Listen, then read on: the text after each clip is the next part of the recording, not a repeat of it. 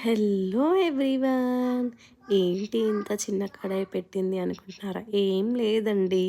కన్నయ్య కోసము egg curry చేద్దాం అనుకున్నామండి. చిన్నోడే కదా! సో, తనకని చెప్పేసి ఒక ఎగ్ అయితే సరిపోతుంది కదా అని చెప్పేసి ఒక చిన్న ఆనియన్ కట్ చేసుకున్నాను. ముందుగా ఆయిల్ పెట్టేసి దాంట్లో కొద్దిగా ఆవాలు, ఆనియన్ వేసి అవి కొంచెం అయ్యాక కొద్దిగా పసుపు, అల్లం వెల్లుల్లి పేస్ట్ వేసి కలిపాను.